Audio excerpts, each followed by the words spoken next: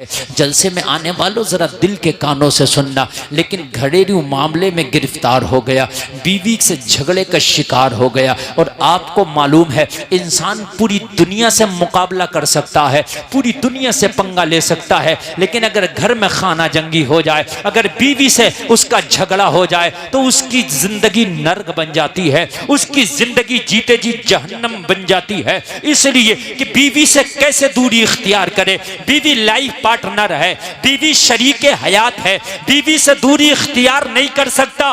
बीवी से झगड़ा हुआ, बीवी से इख्तलाफ हुआ, लोगों मजहबन ईसाई है, बीवी जलाल में आई, कहने लगी तेरे साथ नहीं रहना, तलाक चाहिए। ये पढ़ा लिखा आदमी था, इज्जतदार आदमी था, प्रोफेसर आदमी था, चाहता था कि अगर बीवी का तलाक हो गया तो माशरे में बेइज्जती होगी। तलाक होने से बेइज्जती भी होती है ना यार। ये मामला घर का घर में निपट जाए और ये बीवी यही मान जाए और मामला थोड़ा सा चाहिए मुझे कह सुन ले, लेकिन ये यही तलाक तक नौबत ना आए, यही निपट जाए। लेकिन आपको मालूम है अगर मोहतरमा अपनी जिद पे आ जाए तो फिर मान के किसी की नहीं देती ना, मान के नहीं देती हैं। फिर ये टेढ़ी पसली से पैदा है ना, ये इनको आप चाहो कि सीधा कर दें तो ये टूट सकती हैं मगर सीधी नहीं होंगी, ये समझना जरूरी है। आज मेरे भाई 60% तलाक़ें हो रही हैं। किस बुनियाद पर? जरा सा झगड़ा हुआ, वो कह रहा देख खामोश हो जा, देख मान जा। अच्छा नाम खामोश हुई तो क्या कर लेगा तू? बस यही काम खराब होता है, बस वो यही करता है, फिर तलाक ही देता है। और क्या करता है? फिर कहता है कि हजरत गुस्से में दे दिया था मैंने, है ना। फिर मोहतरमा को भी समझ में आ गया ये नहीं होना चाहिए था, उन्हें भी समझ में आ गया नहीं होना चाहिए था। फिर भागते मौलवी साहब के पास, हजरत ये बताइए हमने तलाक गुस्से में दे दिया था, हो गया। मेरे प्यारे मोहब्बत में कौन तलाक देता, गुस्से में ही तो तलाक होती है। अब पछता रहा है, अब पछता रहा। देके देने से पहले मौलवी से पूछता हजरत बीवी बहुत झगड़ा करती है, क्या करूं? तो मौलाना रास्ता बता देता। अरे बात समझ में आ रही है कि नहीं आ रही? हाँ। एक शख्स की बीवी ने कहा भाई कान खोल के सुन ले, शरीयत के हिसाब से जिंदगी गुजरी। कहा ठीक। बोली तेरे अब्बा तेरी अम्मा ना मेरे वो बाप है ना मेरी माँ, मेरे सास ससुर है। वो शरीयत मुझे मजबूर नहीं करती है कि मैं उनकी खिदमत करूं, मैं नहीं करूंगी। कहने लगा यार मेरे बाप हैं, बूढ़े हो गए, माँ बूढ़ी हो गई, थोड़ा इनकी तरफ भी रहम कर ले, खिदमत कर ले। करने लगी शरीयत बता रही हो तो बता, तेरे माँ बाप हैं, मैं अखलाकन कर लूं तो ठीक है, ना करूं तो कोई बात नहीं। बात सही है। अगर औरत अपने बच्चे को दूध भी ना पिलाए तो औरत मर्द के ऊपर जिम्मेदारी है कि वो उसको दूध पिलवाए, चाहे मुआवजा दे के पिलवाए। यार बड़ा परेशान आज का होता, तलाक दे बैठता। मगर ये आदमी होशियार था, चलो किसी मौलवी से मिलते हैं। हजरत के पास गया, हजरत घर बिगड़ने वाला है, शादी की थी के बूढ़े माँ बाप को 2 रोटी टाइम से मिला करेंगी, मगर अब वो जो मिल रही थी वो भी खत्म हो गई। वो कह रही है तुम्हारे माँ बाप है, तुम करो, मैं क्यों करूं? मौलाना ने कहा कह तो सही रही, मगर काश अगर कोई अपने मामले में मौलाना के पास जाओ तभी तो तुम्हारे मामलात आसान होंगे। तुम मौलाना के पास बाद में जा रहे हो, वकील साहब के पास पहले जा रहे हो, दरोगा जी के पास पहले जा रहे हो, थानेदार साहब के पास पहले जा रहे हो। और रिश्तेदार कह रहे हैं हटेंगे नहीं, टेंशन मत लियो, लगाओ इतने मुकदमे, घर बनने ही ना दे रहा। अभी एक मीटिंग हुई में डीएम के, उसमें तमाम अधिकारी थे, डीएम भी था, तो उसने खुद कहा, बोला 90% जो मियाँ बीवी के मुकदमे हैं वो खुद तो मान जाए, मगर ये जो लिवाहिकीन है ये नहीं मानने देते। हटना मत पीछे, 2 लगा दो, दहेज प्रथा और लगा दो। मुकदमे अरे यार अगर कोई मामला है तो समझाओ आपस में, मामलात को बिगड़वाओ मत, मामलात को बनवाओ। मौलाना ने कहा ठीक तो कहती है, तो कहा हजरत ठीक तो कहती है, लेकिन माँ बाप बूढ़े, उन्हें कौन देगा रोटी पका के? तो कहने लगे हम बताएंगे उसका तरीका है तो हम। तो बोला हजरत बताई ने, तो कहना एक काम करो दूसरा निकाह कर लो, शरीयत उसकी इजाजत देती है। और बीवी से जाके कहना आप सही कह रही थी, शरीयत ने आपको मजबूर नहीं किया कि मेरे बाप बाप की खिदमत करो, आप मत करें, मैं एक और निकाह कर लेता हूं, वो मेरे माँ बाप की खिदमत करेगी, तुम मेरी खिदमत करना। शरीयत ने इजाजत दी है और उसे मना करे तो फिर तुम कहना आप गलत हो, इसलिए कि आप कह रही हो कि शरीयत हमें मजबूर नहीं करता तुम्हारे माँ बाप की खिदमत करने पर, तो फिर शरीयत हमें भी तो इजाजत दे रही है ना। कहने लगे ठीक है। गए बीवी से बोले कोई बात नहीं, आप मेरे वालिदैन की बिल्कुल देख रेख ना करें। बोली ठीक है, शरीयत तो इजाजत दे रही है। हाँ हाँ, लेकिन बोले ऐसा मैं मौलाना साहब से मसला पूछ रहा हूँ, एक निकाह और कर रहा हूँ। कहने लगे क्यों? कहने लगे वो मेरे माँ बाप की खिदमत किया करेगी। कहने लगी मैं हट्टी कट्टी किस लिए हूं, मैं मर गई क्या? मैं हूं तो मुझे बताएं कब गर्म पानी होना, कब ठंडा पानी होना, कब खाना खिलाना, दूसरे निकाह की जरूरत क्या, मैं हूं ना। तो कहने लगे तुम तो पहले भी थी। तो कहने लगे हमें क्या पता, तुम्हें यह मसला भी मालूम हो जाएगा। शरीयत ने बड़ी आसान जिंदगी बताई है, समझ रहे हैं? शरीयत ने क्या किया, बड़ी आसान जिंदगी बताई है।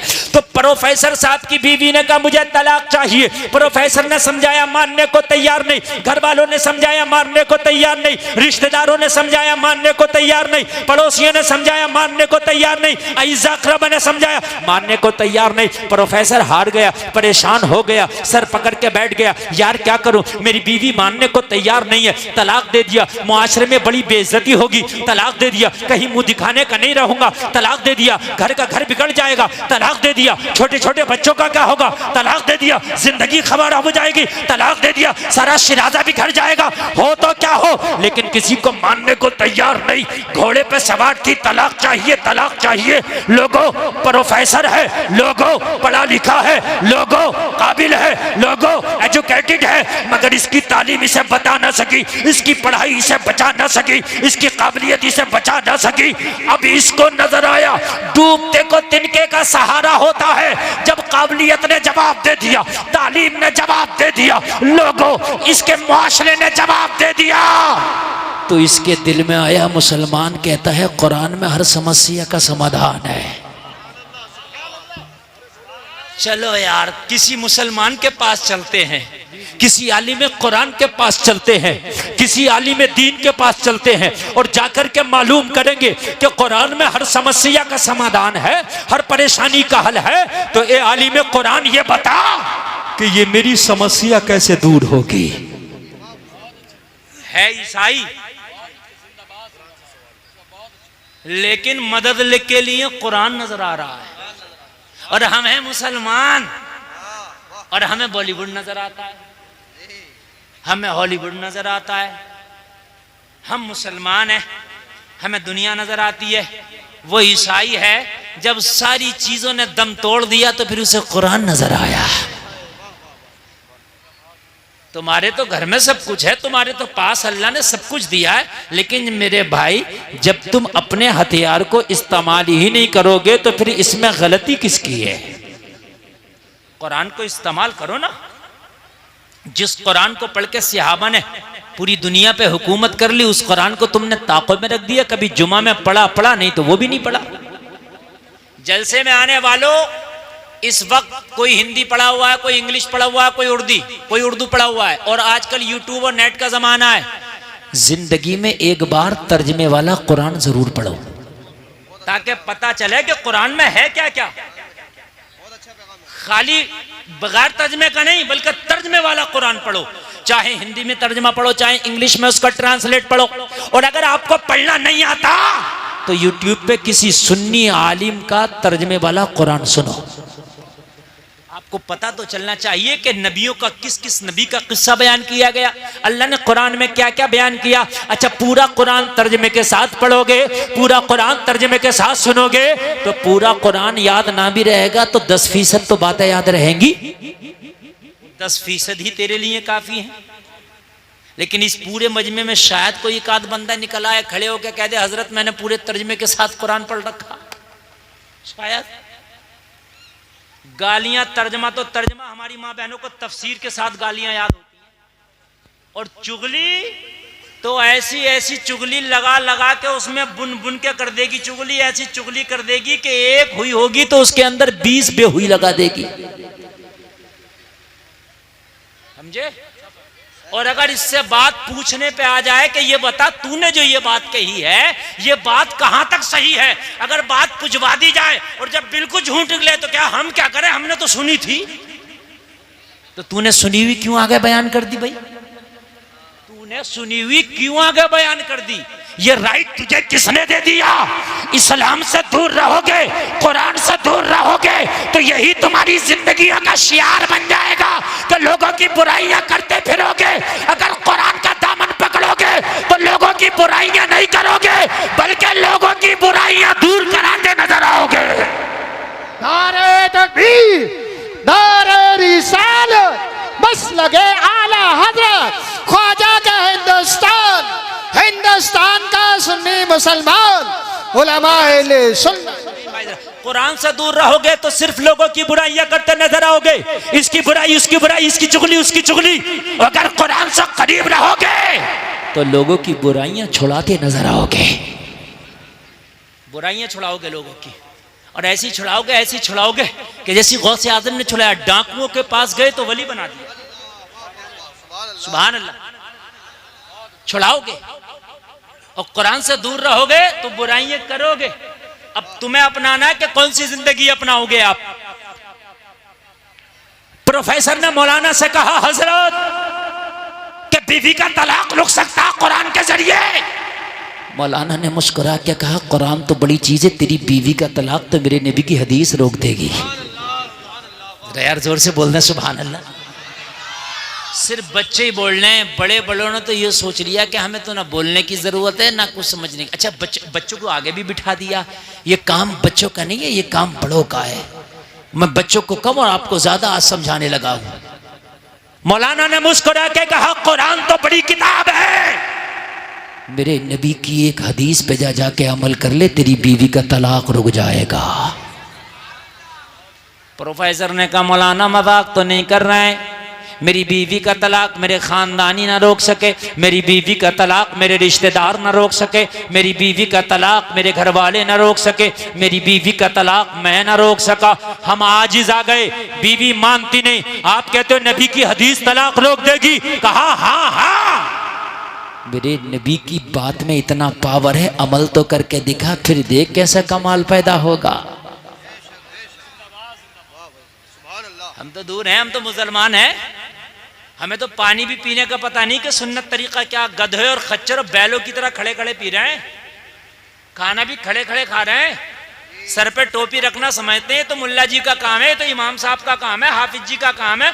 हम तो ऐसी बदमाश लोग हैं, हम तो ऐसी कैसे भी खा ले। क्यों खा ले? मुसलमान तू भी है, मुस्तफा का कलमा तूने भी पढ़ा है, जन्नत तुझे भी चाहिए। अगर पानी के 2 घूंट भी पीना तो ये देख मेरे नबी का तरीका क्या था पानी पीने का। अगर नबी के तरीके पे तूने पानी पी लिया, सुन्नत की सुन्नत अदा होगी, इबादत की इबादत हो जाएगी। मौलाना ने कहा घर चला जा, तेरी बीवी का तलाक रुक जाएगा। कहने लगा हजरत वो नबी की हदीस तो बताएं। कहा जा, मेरे नबी के सुन्नत तरीके पे बस खाना खा लेना। क्या कर लेना? किस तरीके पर खा लेना खाना? जोर से बोले, सुन्नत तरीके पर। नबी के सुन्नत तरीके पर अगर तूने खाना खा लिया तो तेरी बीवी का तलाक रुक जाएगा। तो कहने लगा हजरत मुझे बता भी तो दे, मैं प्रोफेसर जरूर हूं, मैंने दुनियावी तालीम जरूर हासिल की है, मगर अभी नबी का सुन्नत तरीका खाने वाला मुझे याद नहीं है। तो मौलाना ने कहा सुन, घर जाना और घर जाने के बाद में तू खाना तन्हा ना खाना, अपनी बीवी को साथ में लेके खाना खाना, इसलिए कि मिल के खाना खाना मेरे नबी की सुन्नत है।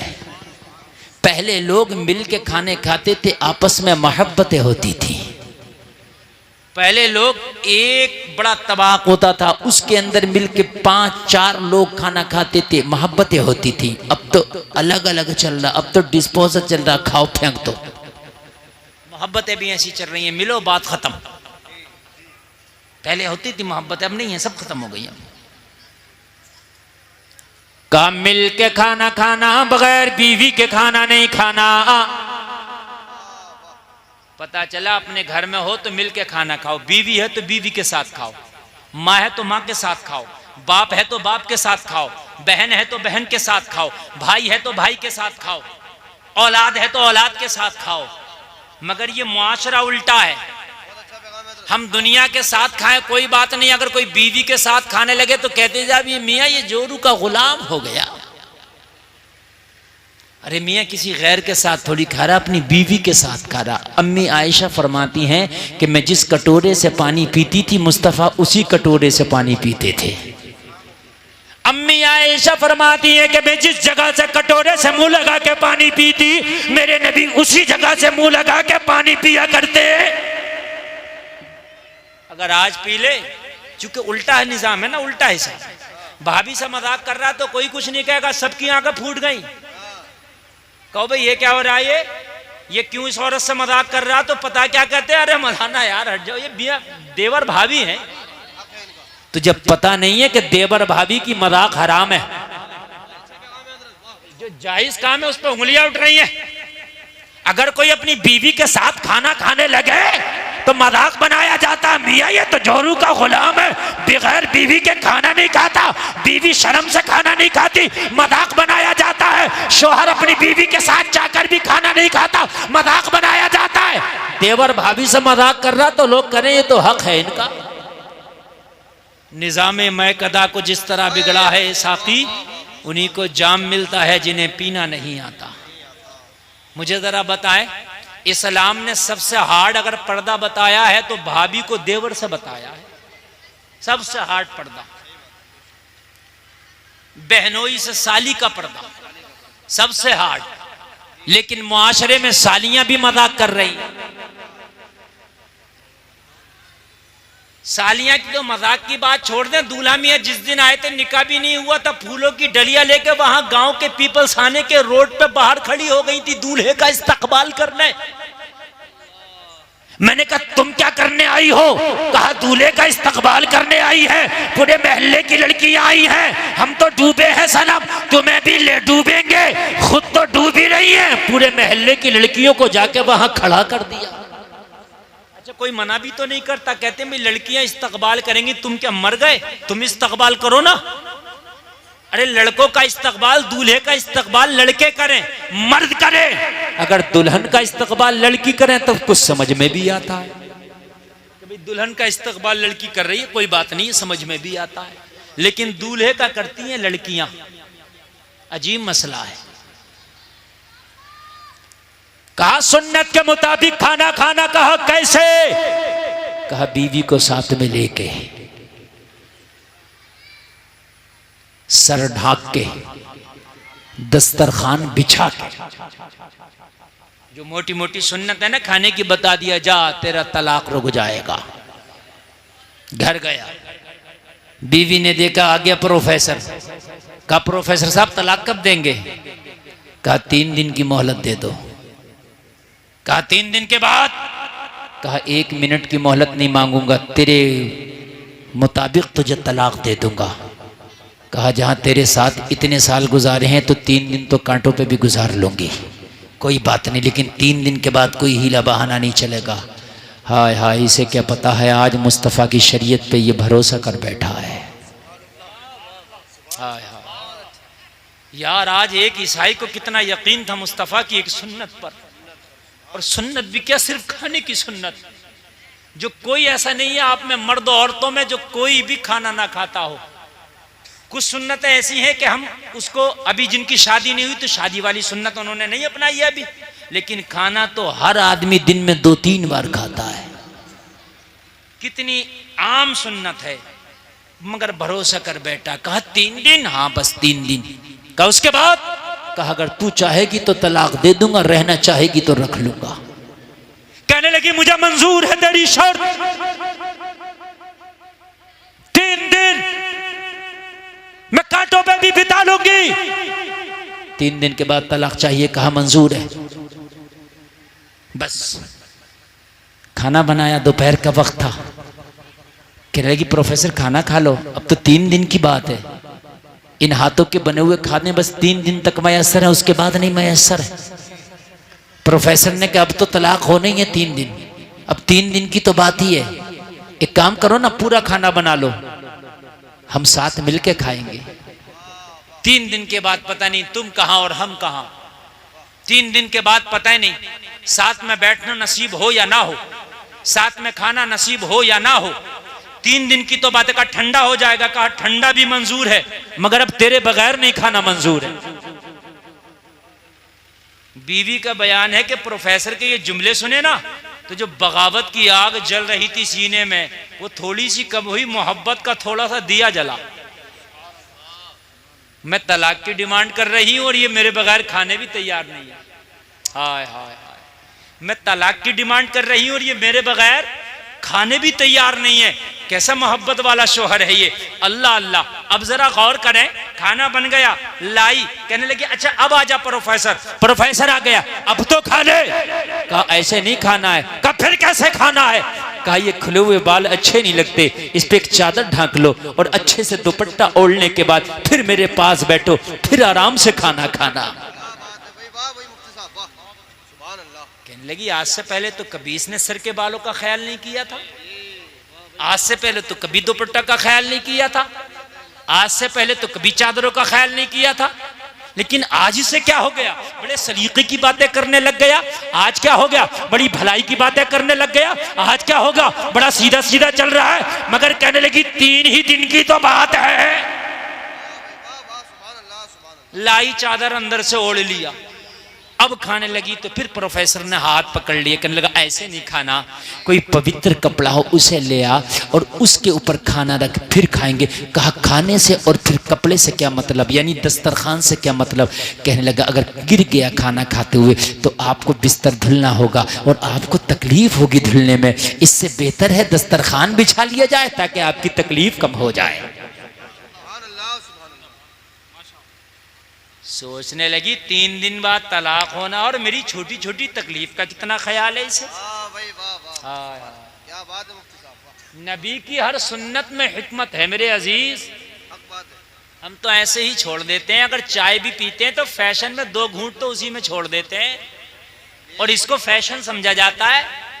और अगर कोई प्लेट अपनी साफ करे ना तो आदमी गौर से देखता है कि पता नहीं इसको खाना कब से नहीं मिला, भाई अजीब चाट रहा है ये। हाँ, उसको गवार समझा जाता है। फैशन बनाया 2 घूंट छोड़ना, जिस दिन तुम मरेगा नामा अमाल में तेरा रजिस्टर खोला जाएगा। ये 2 घूंट चाय जो फेंकी गई है ये तेरे रजिस्टर में लिखा होगा। अल्लाह के हुजूर तुझे खड़े होकर इस 2 घूंट चाय का हिसाब देना होगा। नालों में फेंकी गई है ना ये जो 2 घूंट चाय है, इसका हिसाब देना होगा। ये जो शादी में गए थे बिरयानी से प्लेट भर ली थी, मोटा मोटा खा के जो छोड़ आया था तू, ये कयामत में ना तेरे रजिस्टर में लिखा होगा। ये जो रोटी खा रहा था ठंडी थी फेंक दी थी, छू नहीं रहा था, वो लिखा गया तेरे नामा अमाल में। हाँ, ये लिखा गया है। आज अगर बारात 400 लोगों की आ रही है तो खाना 600 का बनाया जा रहा, पता 200 का तो बर्बाद करके ही जाना इन 400 को। समझ रहे हैं आप। चूंकि अगर चाट के खाएगा साफ करके खाएगा तो इंसल्ट होगी। तुझे पता नहीं तेरे नबी मोहम्मद रसूलुल्लाह जब खाना खाया करते तो उंगलियों को इतना चाटा करते मुंह में लेके कि उंगलियां सुर्ख हो जाती। ये नबी की सुन्नत थी। और एक बात और बता दूं मैं आपको, एक बात और बताऊं मैं आपको, मेरी बात जरा मोहब्बत से सुनते रहे। पूरी दुनिया का कोई ऐसा चूरन नहीं बना, पूरी दुनिया का कोई ऐसा टैबलेट नहीं बना जो खाने को इतना तेज हजम करे जितना तेज ये मुंह का लुआब हजम करता है। नहीं बना। खाना जितना चबा के खाओगे इतना ही जल्दी हजम होगा। खाना जितना चबा चबा के धीरे धीरे खाओगे इतना ही तेरे पेट के लिए फायदेमंद होगा। इसलिए कि चबा के खाने में लुआब भी जाएगा और जब लुआब ज्यादा जाएगा तो खाना जल्दी हजम होगा। समझ में बात आ रही है। गन्ना है और एक गन्ने का रस है। गन्ना हाजिम है और गन्ने का रस भी लोग काबिज है। मियाँ चीज एक है लेकिन असर 2 क्यों। और हमारे जो बूढ़े लोग हैं ये बता देंगे मगर मैं बता दूं आपको, यानी गन्ने का रस पियो तो काबिज और गन्ना अगर खाओ तो हाजिम, तो रस हम ऐसे ही पी लेते हैं, वो भारी हो जाएगा। लेकिन जब गन्ना खाएंगे तो एक एक कोई को चूस चूस के खाएंगे तो रस के साथ में मुंह का लुआब भी जाता है, जैसे लुआब जाएगा तो वो हाजिम हो जाएगा। समझ रहे हैं? वो हाजिम हो जाएगा। ये जो खाने खाए जा रहे हैं और खाने जो हम खा रहे हैं आज अंग्रेजों के तरीके पर, यही तो वजह है, यही तो वजह है कि पेट वक्त से पहले निकल गए। यही तो वजह है, पहले पूरे गांव में किसी एक दो का पेट निकला हुआ होता था, आज हर घर में दो चार के निकले हुए हैं। नबी की सुन्नतों को छोड़ो, ऐसी परेशानी होगी। अगर सुन्नत के मुताबिक खाना खाओगे, मेरा दामन पकड़ लेना, कसम खा के कहता हूं किसी को भी पेट की शिकायत नहीं होगी, निकलेगा ही नहीं, वजन कम करने की जरूरत ही नहीं पड़ेगी। नबी फरमाते हैं कि खाना खाओ, जब थोड़े से भूखे रह जाओ तो हाथ खींच लो। और मियाँ है, अगर बढ़िया कोरमा हत्ता आ जाए तो हाथ खींचता, डोंगे खींचता। बात गलत तो नहीं है? वाह भाई मुफ्ती साहब, वाह, तवज्जो फरमाएं। क्या क्या मशवरा हो रहा है? नारे तकबीर। जब तकरीर होती है ना तो बात अकबर बहुत कर रहा गुजरता। अल्लाहु अकबर, या रसूल अल्लाह जिंदाबाद। अगर सही कोरमा हाथ लग जाए तो हाथ नहीं खींचता है, डोंगे खींचता है।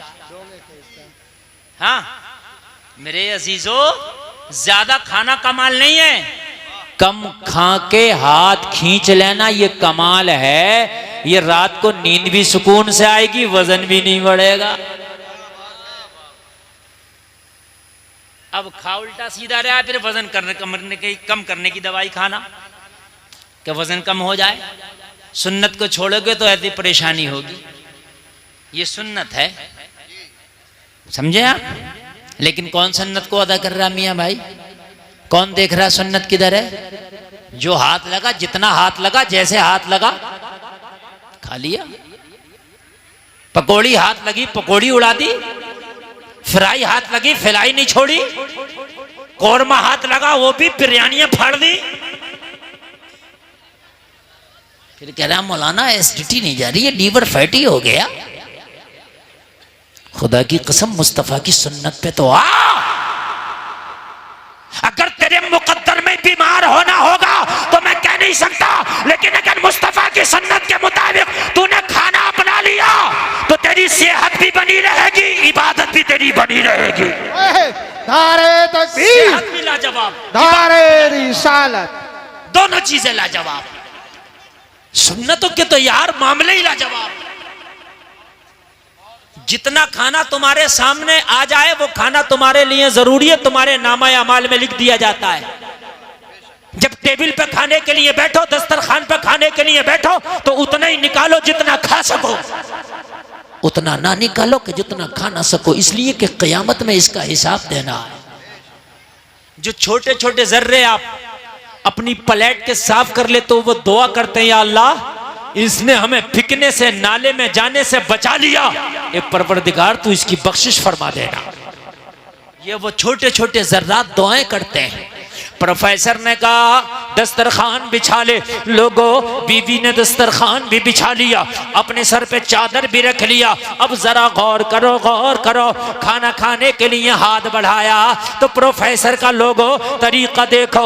उसने सबसे पहले जो बीवी की प्लेट थी उसमें खाना निकाल के पेश किया। पहले आप तनावुल फरमाए, पहले आप खाना खाएं। बीवी देखती जा रही है, हैरत में पड़ गई। मैंने 3 दिन की डेट रख दी है, 3 दिन के बाद ये मुझे तलाक दे देगा, मुझे तलाक लेना है। लेकिन मोहब्बतों का आलम यह है कि मेरे बगैर खाने तैयार नहीं है, पहले मुझे खिला रहा है, बाद में खुद खा रहा है।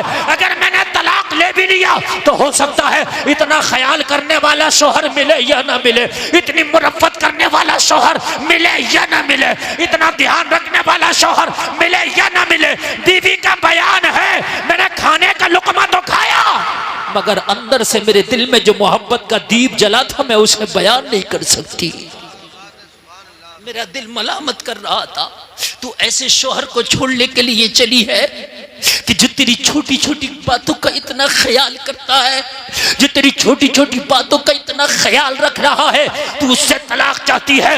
बीवी का बयान है कि मुकम्मल खाना खा के ना निपटी थी, मेरा दिल भराया, आंखें नम हो गई। प्रोफेसर कहता है रोती क्यों है? कहने लगी रो इसलिए रही हूं, मैं कितनी बेवफा हूं, मैं आज तक तुझे समझ ना सकी, मैं आज तक तुझे पढ़ ना सकी, मैं अभी तक तो तुझे खुद गर्ज समझती थी, मैं अब तक तो तुझे आम इंसान समझती थी, लेकिन यकीनन तू मानवता की बहुत बड़ी मिसाल है। तुझे पता है 3 दिन के बाद तलाक होने वाला है, फिर भी मेरा इतना ख्याल तू कर रहा है। कसम खा के कहती हूं जमाना कुछ भी कहे अब तलाक नहीं होगा। सुभान अल्लाह, सुभान अल्लाह। जमाना कुछ भी कहे अब तलाक नहीं होगा, जमाना कुछ भी कहे अब मुझे तलाक तुझसे नहीं चाहिए। अल्लाह अल्लाह, जलसे में आने वालों जरा गौर करना, कहा तलाक नहीं चाहिए, कहा अब तुझसे तलाक नहीं चाहिए, तेरे साथ रहना। प्रोफेसर खाना खा के निपटा और खाना खाने के बाद कह रहा था एक सुन्नत पे अमल कर लो तो होता तलाक रुक जाए, मुकम्मल मजहब इस्लाम पे अमल कर लो तो क्या क्या परेशानी ना रुक जाए। सुभान अल्लाह। अगर एक नबी की सुन्नत पे अमल कर लिया जाए तो होता तलाक रुक जाए। तलाक बहुत बड़ी बात है, बहुत बड़ी बात है मेरे अजीज, तलाक। और अगर मुकम्मल मजहब इस्लाम पे अमल कर लिया जाए तो क्या क्या ना रुक जाए। इसने अपने आप को तैयार किया, बीवी से कहा खाना अगर खा लिया हो तो फिर चलो। कहने लगी कहाँ चले? कहने लगा जिसने दोबारा ये जिंदगी जीना सिखाया है अब उसी के पास चलो। सुभान अल्लाह, सुभान अल्लाह। जिसने तेरे इस नफरत वाले दिल में मोहब्बतों के चिराग जलाए हैं उसी के पास चलो। बीवी कहने लगी अब कहाँ लेके जाना चाहता? शाम हुई है। कहने लगा मुझे नींद नहीं आएगी, चलना पड़ेगा। अब बीवी तो इतनी मोहब्बत करने लग गई। प्रोफेसर अगर रात को दिन बोले तो दिन कहे, अगर दिन को रात बोले तो रात कहे। बीवी ने कहा चल। दोनों खाना खा के फारिग हुए, दोनों चले। इस आलिम कुरान के पास जाके खड़ा हो गया, कहने लगा हजरत आपने नबी की एक सुन्नत बताई थी और कहा था तलाक रुक जाएगा, मेरी जिंदगी इसकी गवाह है। मैंने नबी की एक सुन्नत पे अमल किया, खुदा की कसम मेरा तलाक रुक गया।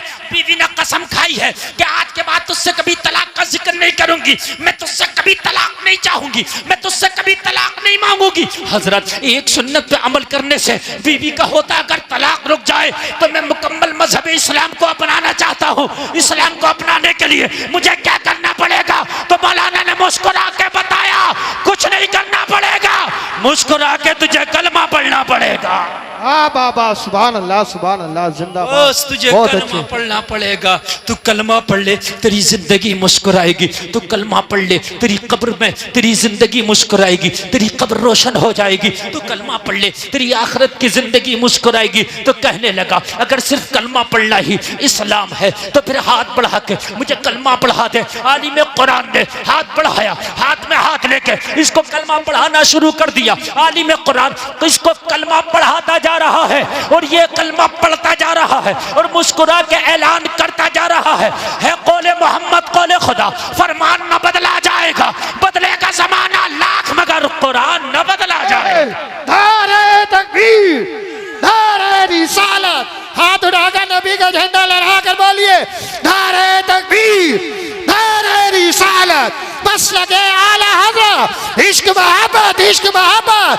ख्वाजा का हिंदुस्तान, ख्वाजा का हिंदुस्तान, पीपल्स थाने का सुन्नी मुसलमान। नारे हैदरी। जलसे में आने वालों, मुस्तफ़ा जाने रहमत की जिंदगी तुम्हारे लिए बेहतरीन नमूने अमल है। जलसे में आने वालों, अपने घरों को जाओ तो कसम खा के जाओ कि अब अगर मुझे रात को अपने बिस्तर पे सोना भी है तो सोऊंगा, बाद में मुस्तफ़ा का सुन्नत तरीका पहले देखूंगा। और अब तो मोबाइल तुम्हारी जेबों में है, तुम्हें कहीं जाने की जरूरत नहीं, मोबाइल पे निकालो सोने का सुन्नत तरीका क्या है और सुनो और सुन्नत तरीके पे सो। अगर खुदा की कसम सुन्नत तरीके पे सो के मर गए तो जन्नत के हकदार हो के उठाए जाओगे। दुनिया की बातों पे बहुत हमें यकीन है, मगर खुदा की कसम मदीने वाले मुस्तफ़ा की बात पे जर्रा बराबर हमें यकीन नहीं, जर्रा बराबर भी उस पर अमल नहीं हमारा। एक बात बताओ, अगर हम बीमार होते हैं तो डॉक्टर के पास जाते हैं, अगर डॉक्टर ये कह दे मीठा ना खाना, तो चाहे काजू की बनी हुई कतली क्यों ना हो छोड़ देते हैं। बात है कि नहीं है? चाहे आगरे का पेठा क्यों ना हो छोड़ देते हैं, चाहे मथुरा का पेड़ा क्यों ना हो छोड़ देते हैं। क्यों? डॉक्टर ने मना कर दिया। डॉक्टर से कहने से तूने 50 तरह का चीज छोड़ दिया, अल्लाह उसके रसूल के कहने से एक बार हराम छोड़ के देख। अगर जिंदगी में बाहरें ना आ जाएं तो कहना, ए बेटे बैठ जाए, बच्चों ए बैठ जाए। देखो तुमने इनको ना यहाँ बीच में बिठा दिया, और जब तुम बच्चों को बीच में बिठाओगे ना तो ये बच्चे यही करेंगे जो कर रहे हैं, ये शोर मचाएंगे। ये बहुत ज़्यादा खतरनाक चीज़ है। ये बच्चे आपको मालूम नहीं है, ये अच्छों की हालत ख़राब कर देते हैं। इन बच्चों की तरबियत जो है बहुत ज़रूरी है। अच्छा, बच्चों से ज़्यादा मुझे बड़े लग रहे हैं। यहाँ की औरतें तो कम बोल रही हैं, मगर मर्द औरतों से ज़्यादा बोल रहे हैं। ऐसा लग रहा है जैसे शादी में कहीं खाना खाने आए। अच्छा, मैक की आवाज़ आप तक आ रही है कि नहीं आ रही है? पता नहीं कौन सा जादू पड़ के मैक वालों ने इसको बांध रखा, आवाज़ बिल्कुल मैक की बंधी हुई है। मैं इससे अगर मुंह ज़रा दूर कर रहा हूँ ना तो इसकी आवाज़ ही नहीं समझ में आ रही है कि आप तक जा रही है कि नहीं जा रही है। रात भी ऐसे ही मैक मिला था, और उन्हीं का भैया बंद बिल्कुल ये भी ऐसे ही मिला है। बढ़ा रहे हैं तो सीटी ले रहा, बस मैक वालों ने पता नहीं कौन सी एक नस पकड़ ली होती है, इनसे को बढ़ाओ तो ये सीटी दिला देते। ठीक, ए नहीं, मैक बंद कर, बंद कर, बिल्कुल हम दुनिया के कहने से दुनिया की चीज़ें छोड़ देते हैं। एक बार मुस्तफ़ा के कहने से मेरे भाइयों अपनी ज़िंदगी से ज़रा हराम निकालो, है ना। डॉक्टर कहता है ये दवा खाने से ये फ़ायदा, ये दवा खाने से ये फ़ायदा। मेरे नबी फरमाते हैं ये गुनाह छोड़ने से ये फ़ायदा और ये गुनाह छोड़ने से ये फ़ायदा। हाँ, आप झूठ छोड़ दो, आपके घर में बरकतें आ जाएंगी। हाँ, मुझे क्या है यार, तुम मुझे बताओगे, मुझे मालूम नहीं है। बोलिए सुभान अल्लाह। कोई मुस्तफ़ा जाने रहमत सल्लल्लाहु ताला अलैहि वसल्लम की जिंदगी, बस यही मेरी तकरीर का उन्वान है। हदीस है नबी की, इसको कोई टाल नहीं सकता, कोई बदल नहीं सकता। कितनी भी बड़ी बीमारी हो सदका कर दो, सदका करने से बीमारी टल जाती है। हम डॉक्टर को तो हजारों लाखों रुपए दे देंगे, लेकिन सदका करने के लिए हमारे पास पैसा नहीं है। सदका क्या है? सदका ये नहीं है कि मुर्गा ले दो किसी को, बकरा दे दो ना। सबसे बेहतर सदका है कि किसी गरीब को पैसा दे दो। उसे कपड़े की ज़रूरत होगी कपड़ा खरीद लेगा, रज़ाई की ज़रूरत होगी रज़ाई खरीद लेगा, कंबल की ज़रूरत होगी कंबल खरीदेगा, राशन की ज़रूरत होगी राशन खरीदेगा। तूने मुर्गा दिया, बकरा दिया तो सिर्फ गोश्त मिलेगा, पैसा दिया तो जो वो चाहेगा वो उसे हासिल हो जाएगा। भाई यही बात है कि नहीं? तो पैसा दे दो, सदका करने की आदत डालो। सदका ज़कात से अलग है, ज़कात सदक़े में नहीं है, ज़कात अलग है, सदका अलग है। सदका तो ये जब भी तुम्हारा दिल करे, जितना दिल करे किसी गरीब को दे दो। सदका करने से बीमारियां टल जाती हैं, जिंदगी आसान हो जाएगी। आज मैंने तकरीर का उन्वान ही ये बनाया है कि जिंदगी हार्ड है, परेशानी में, जिंदगी आसान कैसे हो। सुकून कहाँ मिलेगा? मैंने बताया कि तुम्हारे यहाँ सेंटर है, मस्जिद है, सुकून की जगह है। ये बीमारियां कैसे दूर हो? सुन्नत पे अमल करो, इंशाल्लाह बीमारियां दूर होंगी। सदका करो, अगर बीमार होगे तो अल्लाह ने अगर चाहा तो सदका करने से बीमारी टल जाए। मिस्र का ना काहिरा, मिस्र की एक राजधानी है, मिस्र एक मुल्क है, उसकी काहिरा राजधानी है। वहाँ का एक बहुत अमीर शख्स जो कारखानों का, फैक्ट्रियों का मालिक, इत्तेफाक से हार्ट का बीमार हो गया। जब चेकअप कराने के लिए गया तो डॉक्टर ने कहा तू हार्ट का बीमार है, हार्ट का मरीज है, चंद दिन का मेहमान है, ये जो तेरे हार्ट में सुराख है ना, ये बढ़ जाएगा और तू एक दिन मर जाएगा। कहने लगा इसका कोई इलाज? कहने लगा अभी तक इसका कोई इलाज नहीं बना। परेशान घर आया, बच्चों ने पूछा बाप अफसरदा क्यों है? कहा डॉक्टर ने मेरी मरने की डेट फिक्स कर दी है।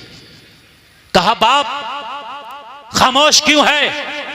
कहा डॉक्टर ने मेरे मरने की डेट फिक्स कर दी है, चंद दिन का मेहमान हूं, चंद दिन के बाद शायद तुम मेरी कब्र पे आया करो,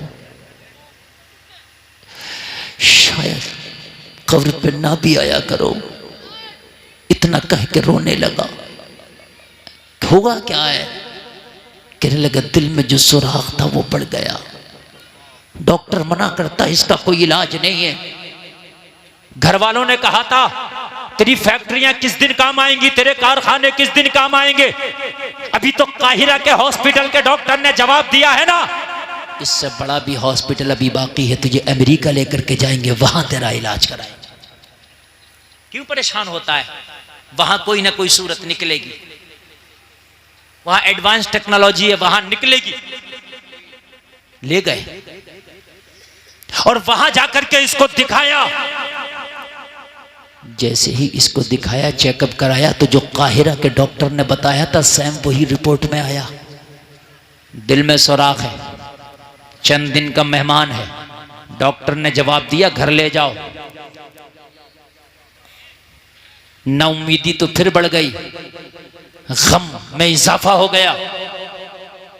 एक एक के गले से चिपक चिपक कर रोता था, लिपट लिपट कर रोता था। अगर डॉक्टर किसी को जवाब दे दे तो चंद दिन का मेहमान है, तो उससे पूछो कि इसके दिल पे क्या गुजरती होगी। घर आया, सारे मेहमान आए हुए थे खैरियत के लिए, अयादत के लिए। रो रहा था। किसी ने कहा क्यों रोता है? कहा वो जिंदगी की बहारें चली गई। कभी मेरे घर में मेहमान आते थे ना, तो बाजार जाके उनके नाश्ते और खाने का इंतजाम मैं ही किया करता था। वो बहारें चली गई। एक एक से पूछ रहा है कि मेरी कब्र पे आया करोगे, कि मेरे लिए कभी साले सवाब भी किया करोगे या भूल जाओगे?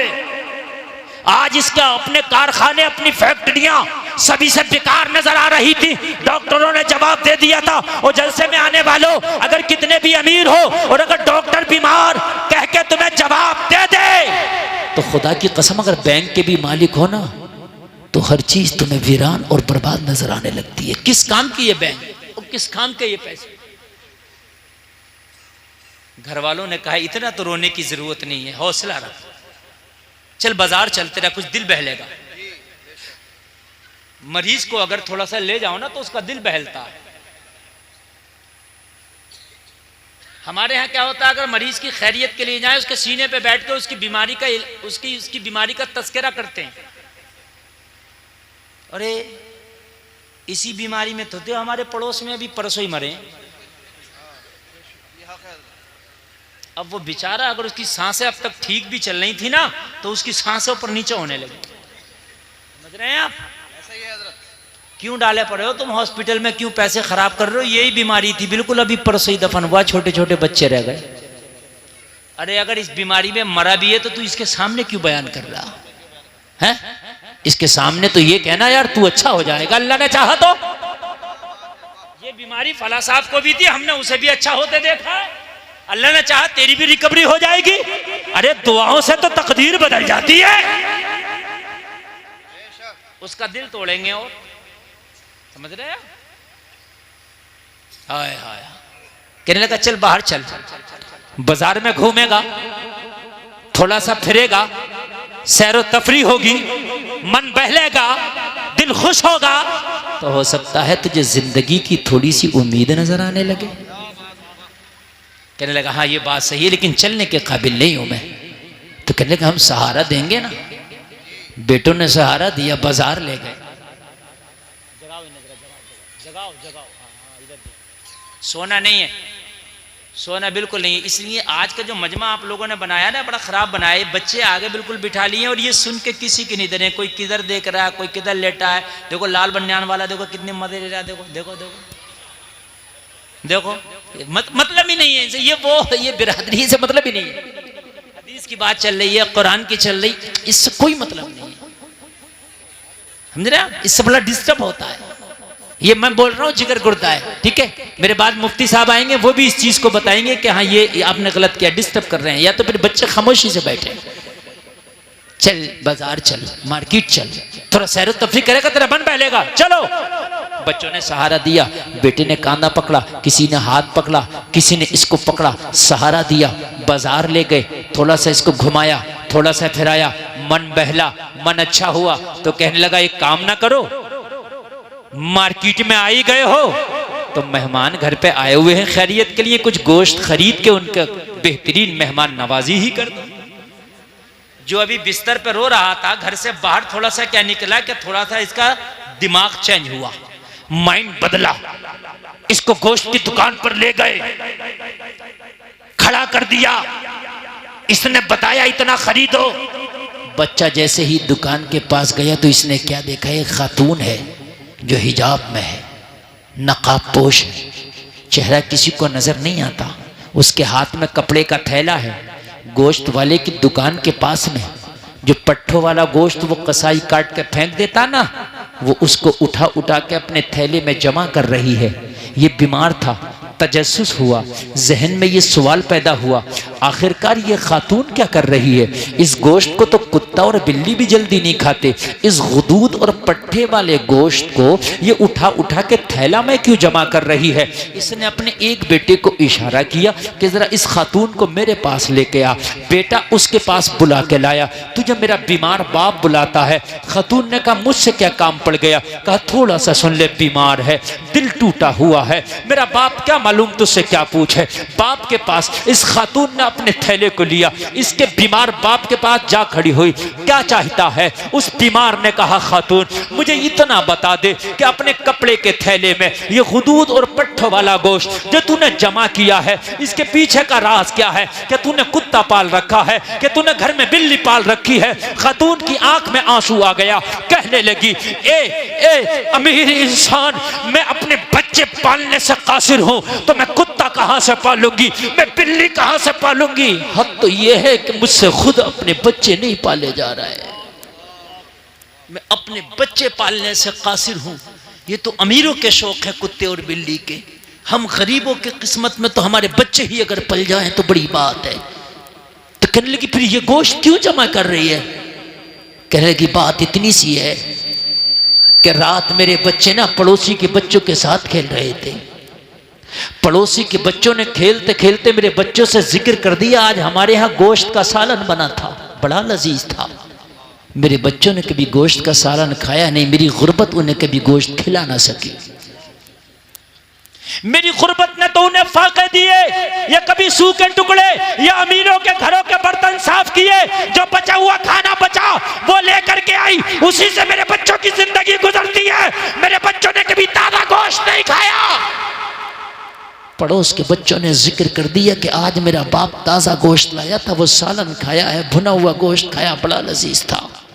बच्चा बच्चा होता है, उन्हें नहीं पता कि माँ का असासा क्या है, उन्हें नहीं पता कि माँ की औकात क्या है।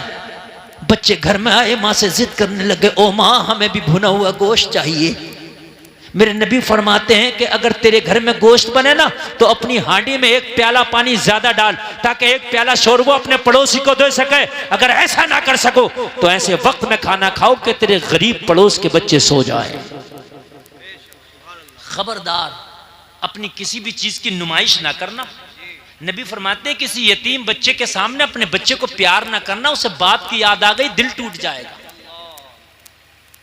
किसी गरीब के सामने अपने माल की नुमाइश ना करना, उसे अपनी गुर्बत के दिन याद आ गए तो उसका दिल टूट जाएगा। हमारे अंदर तो आदत पड़ गई है नुमाइश और दिखावे करने की। बच्चों ने डिमांड की मुझसे, पूरी रात मेरे बच्चों ने मुझे सोने ना दिया। और बच्चा दुनिया का सबसे ताकतवर इंसान अपने बाप को समझता है, और दुनिया की सबसे अमीर औरत अपनी मां को समझता है। कोई बाईद नहीं कि बच्चा जहाज उड़ता देख ले बादलों में तो मां से आके कहता मां मैंने जहाज उड़ता देखा, मुझे भी जहाज चाहिए। उसे पता नहीं कि मेरी मां का असासा है या नहीं है। अगर दुनिया का कितना भी मजबूत इंसान बच्चे को मार दे तो कहता अपने बाप से शिकायत करूंगा। अपने बाप को दुनिया का सबसे ताकतवर इंसान समझता है, चाहे बाप कितना ही कमजोर क्यों ना हो। आने दो, मेरे बाप को बतलाऊंगा। आंख में आंसू है, इस अमीर को बता रही थी, मेरे बच्चों ने पूरी रात मुझे सोने न दिया, माँ हमें गोश्त चाहिए, माँ हमें गोश्त चाहिए। मैं कहां से अपने बच्चों को ताजा गोश्त खिलाती? मेरे घर में तो अक्सर चूल्हा ही नहीं जलता, मेरे घर में तो अक्सर बच्चे फाके से सोते, मेरे घर में तो अक्सर गरीब अमीरों के बर्तनों के जो साफ किए हुए खाने होते हैं ना, वो मेरे बच्चे खा के सो जाते हैं। रात इत्तेफाक से पूरी रात जिद में गुजारती बच्चों ने। क्या करती माँ, दिल पिघल गया। क्या करती माँ हूं, बच्चों की बात को टाला ना गया। मैंने बच्चों से बात की, बेटा सुबह तो होने दो, तेरी माँ थैला लेके जाएगी, कुछ भी करे मगर तुम्हारे लिए भुने हुए गोश्त का इंतजाम करेगी। अपने गरीब बच्चों से वादा करके आई थी कि आज गोश्त जरूर खिलाऊंगी, लेकिन जैसे ही थैला लेके मैं घर से बाहर निकली तो खुददार थी, मैं किसी से भीख मांग न सकी।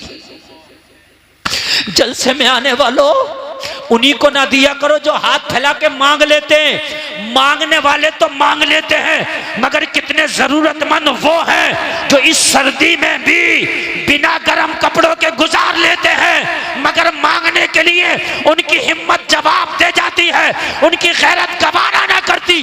उन जरूरतमंदों का ख्याल रखना ये तुम्हारी जिम्मेदारी है। बाबा नारे तकबीर, नारे रिसालत, मसलके आला हजरत उलमाए सुन्नत जिंदाबाद। मांगने वाले तो मांग लेते हैं, लेकिन कितने गैरतमंद बेटियां, कितने गैरतमंद बेटे आज भी ऐसे हैं कि जरूरत है, लेकिन खुदा की कसम उनकी गैरत जवाब दे गई, वो मांगते नहीं, इसलिए कि उनकी गैरत उन्हें मांगने नहीं देती। जलसे में आने वालों, तू महसूस कर, अगर वाकई वो जरूरतमंद है, अगर वाकई वो हाजतमंद है, तो खामोशी के साथ उसकी मदद कर दे। ऐसी मदद कर कि तू मदद करे तो दूसरे पड़ोसी को पता ना चल सके, एक हाथ से मदद करे दूसरे हाथ को पता ना चल सके। अल्लाह की कसम, यहां अगर तूने इसकी माल से मदद कर दी तो मैदान महशर में अल्लाह तेरे नामाए अमाल से मदद कर देगा। वाह बाबा, सुभान अल्लाह, सुभान अल्लाह, मदद कर। जिंदाबाद। आज भी कितनी बेटियां तो ऐसी हैं जो दूसरे लड़कों से दोस्ती करके अपना खर्चा उन पर डालती हैं, लेकिन आज भी कुछ इज्जतदार बापू की इज्जतदार बेटियां ऐसी हैं, गरीब हैं, घर में जरी और कढ़ाई का काम करती हैं, सिलाई का काम करती हैं, हफ्ते में 200-250 रुपया कमाती हैं, मगर अपनी इज्जत को खुदा की कसम कहीं नीलाम नहीं करती हैं। 200-250 रुपया एक हफ्ते में कढ़ाई करती हैं, सूट काटती हैं, सिलाई करती हैं, लेकिन वो उसी 250 और 200 रुपया में अपना तन भी ढकती हैं, अपना पेट भी भरती हैं। वो गैरतमंद बाप की गैरतमंद बेटियां हैं, वो इज्जतदार जो है घरानों की इज्जतदार बेटियां हैं। अरे ऐसे घरानों का ख्याल किया करो, अगर कोई ऐसे गरीब है तो उनकी मदद कर दिया। नारे तकबीर, नारे तकबीर, नारे रिसालत, मसलके आला हजरत हजरत अल्लामा मुफ्ती हम्माद रज़ा साहिब किबला, हजरत अल्लामा मुफ्ती हम्माद रज़ा साहिब मुरादाबादी। नारे तकबीर, नारे रिसालत, ख्वाजा के हिंदुस्तान पीपल्स थाना का सुन्नी मुसलमान नौजवान कमेटी, नारे हैदरी। आप हज़रात नाम सुकून से बैठ जाइए, इंशाअल्लाह बहुत जल्दी अज़न की तकरीर होगी। बहुत अपनी अपनी जगह बैठ जाएं। माशाअल्लाह बहुत कामयाब आपका प्रोग्राम है। देखिए इधर मेरी जाने की तैयारी है, हजरत अल्लामा मुफ्ती हम्माद साहब क़िबला की आमद है। मेरे बाद आप कलाम सुनेंगे आदम नवाज साहब का, उसके फौरन बाद आपको खिताब सुना। बहुत जल्दी मेरे भाई बैठ जाएं। देख रहे हैं आप, बहुत टॉप का बहुत कामयाब खतीब आ गया है, जिसकी तारीखें लेने के लिए महीनों महीनों लाइन में लगना पड़ता है। वो खतीब आदम नवाज साहब की निस्बत से यहाँ हाजिर आ गया है, तो आप इसकी कदर करें और मोहब्बत के साथ सुने। सारे लोग बैठ जाएं, बैठ जाएं। ओ चादर वाले बैठ जाए। पता नहीं किसी के 25 पैसे हटे हुए होते हैं, इसका पूरा रुपया ही गायब है। हाँ भाई सही। अल्लाह सलामत रखे, इसके सदक़े में बख्शिश फरमाए। अगर ये माजूर है तो ये जन्नती है और इसके सदक़े में अल्लाह हमारी बख्शिश फरमाए। मुझे पता नहीं था, मैं इस चीज़ के लिए माजरत चाहता हूँ। तवज्जो फरमा, मेरी बात बिल्कुल आखिरी पड़ाव पे है, बिल्कुल आखिरी। 1.5 घंटा मैं बिल्कुल बोल चुका हूँ, मुझे बड़ा लंबा सफ़र करना है। और हमारे भाई हमारे बिल्कुल तशरीफ़ ले आए, आप चेहरे की ज़ियारत करें, मेरी आखिरी बात सुने। एक बार ज़रा कहते हैं सुभान अल्लाह। बात समझ में आ रही है कि नहीं आ रही है? नौजवान आ रही है ना? बिल्कुल समझ में। अल्लाह सलामत रखे, अमल की तौफीक अता फरमाए मेरा मौला। बस आखिरी बात सुने, आखिरी बात सुने। कहने लगी, अब मेरे बच्चों ने जो मुझसे डिमांड की है तो मैं इस गोश्त को लेके जाऊंगी, इस पट्ठों को, इस गुदूद को। जो खराब गोश्त होता है या तो गुदूद होते हैं या पट्ठे होते हैं, आप जानते हैं, वो खराब होते हैं ना। मैं इनको लेके जाऊंगी। जब मैंने हाथ फैला ना सकी, किसी से मांग ना सकी, गोश्त लेके जाना था, क्या करती? दुकान पे आई तो इससे भी मांगने की हिम्मत ना पड़ी। तो अंदर से मेरा ज़मीर बोला, ये जो फेंक रहा है इसे कुत्ते भी खाते हैं कि नहीं खाते हैं? जब कुत्ते खा के नहीं मरते तो तेरे बच्चे भी नहीं मरेंगे। इसको ले जा, इसको पका के खिला देना, तेरे बच्चों की कम से कम भूख खत्म हो जाएगी, तेरे बच्चों का तड़पना खत्म हो जाएगा। जलसे में आने वालों, उसी को ना दिया करो जो मांग लेता है, उसके बाद ख्याल किया करो जो मांग नहीं सकता। गैरतमंद है, बैठा है, खामोशी से मदद करो उसकी। और ये मदद ऐसी है, अल्लाह की कसम, मैदान महशर में तेरे लिए बख्शिश का जरिया बनेगी। तो पता ही समीर ने क्या जवाब दिया? कहने लगा, बहन इसको फेंक दे। ठीक है, तेरी सोच ठीक थी, जितने गोश्त तुझको लगे वो ले ले, अभी मैं पेमेंट कर देता हूं। फिर भी मना कर दिया, नहीं लूंगी। कहा क्यों? तेरे पास पैसा नहीं है इसलिए गुदूद और पट्ठे वाला गोश्त उठाया, और जब मैं रकम देने के लिए तैयार हूं तो फिर भी मना करती है। कहने लगे, मेरे बच्चों ने अभी तक अच्छा गोश्त खाया नहीं है, आज पट्ठे भून के खिला दूंगी, कल मांगेंगे तो फिर ले जाकर खिला दूंगी। लेकिन आज तूने अच्छा गोश्त अगर दिला दिया, बच्चों ने खा लिया, पहचान जाएंगे गोश्त ये होता है। अगर कल मेरे बच्चों ने डिमांड करी तो मैं कहाँ से खिलाऊंगी? अभी तक तो मेरे बच्चों ने खाया नहीं है, तो उन्हें पहचान भी नहीं है अच्छा क्या है और बुरा क्या है।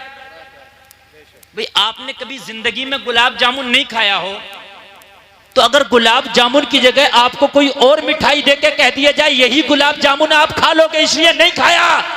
लेकिन जब एक बार खा लोगे तो जायका भी पता चल जाएगा, और उसका कलर कैसा होता है, उसकी शक्ल कैसी होती है, ये भी पता चल जाएगी। कहने लगी, मेरे बच्चों ने अच्छा गोश्त खाया नहीं, मैं पट्ठे ले जाके गुदूद ले जाके खिला दूंगी तो इसी में राजी हो जाएंगे, फिर रोएंगे तो फिर खिला दूंगी।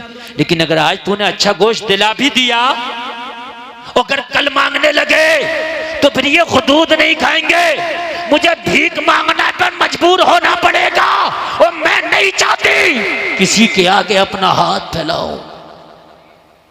यार क्या सोच है इस खातून की। इसने सोचा, डॉक्टर ने भी मेरी गिनती के दिन बता दिए और मेरी भी जिंदगी का क्या भरोसा।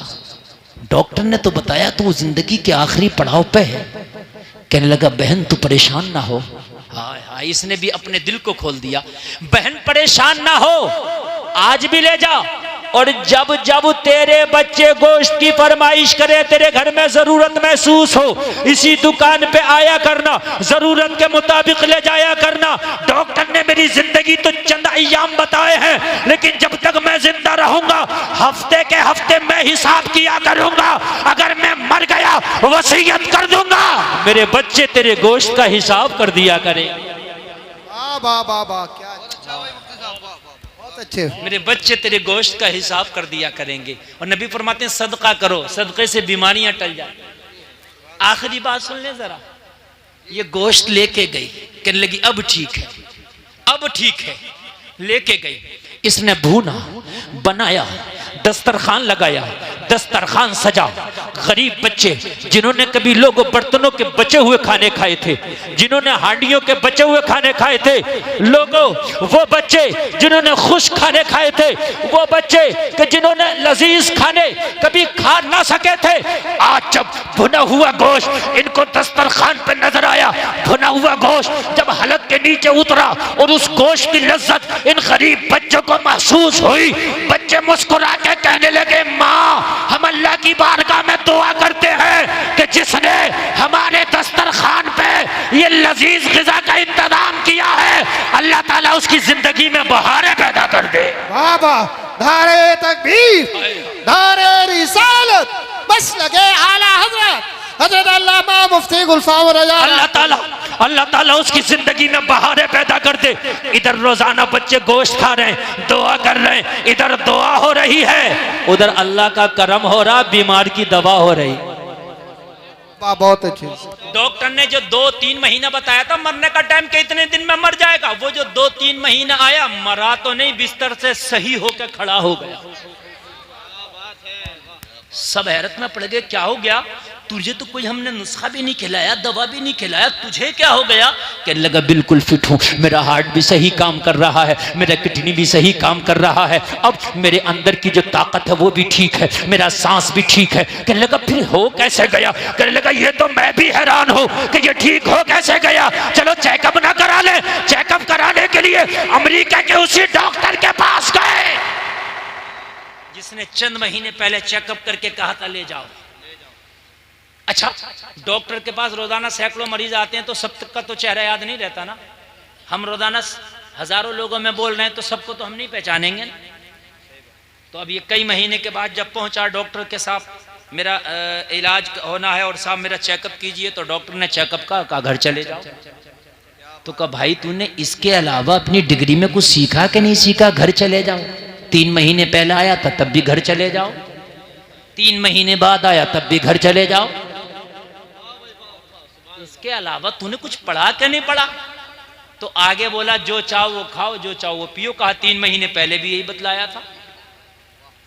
अच्छा, जब आदमी लाइलाज हो जाता है और डॉक्टर को ये लगे कि मर्ज इसका ऐसा हो गया कि दुनिया में कोई दवा भी इसे कारगर साबित नहीं होगी, तो डॉक्टर क्या कहता है? इसकी खिदमत कर लो, जो चाहे खिलाओ पिलाओ। यही कहता कि नहीं कहता है? या फिर बिल्कुल नॉर्मल हो तब कहता है जो चाहो खाओ पियो। तो डॉक्टर से कहा कि तूने अलावा अपनी डिग्री में 2 बातों के घर जाओ, जो चाहो खाओ पियो, कुछ सीखा कि नहीं सीखा? कहा क्या मतलब? कहा 3 महीने पहले भी कहा था घर जाओ, जो चाहे खाओ, जो चाहो पिलाओ, और अब भी कह रहा घर जाओ, जो चाहे खाओ, जो चाहे पियो। तो कहने लगा 3 महीने का तो पता नहीं मगर अब का पता है। 3 महीने का उसको याद थोड़ी है डिग्री, उसके उसमें रिपोर्ट में क्या आया था? तो कहा अब का क्या है? चल 3 महीने पहले का तो मुझे पता, तू बता अब क्या है मेरी रिपोर्ट में? कहा रिपोर्ट साफ है, मामला नॉर्मल है, तो जो चाहे खाओ, जो चाहे पियो। कहा डॉक्टर साहब सही से चेकअप किया है? कहा दोबारा कर लो चेकअप। कहा भाई बिल्कुल सही से किया है। तो कहा क्या आया? कहा बिल्कुल दिल साफ। वाह वाह वाह, सुभान अल्लाह। दिल क्या आया? हार्ट साफ। इसने कहा नहीं साफ नहीं है, सुराख है। कहा नहीं बिल्कुल साफ है।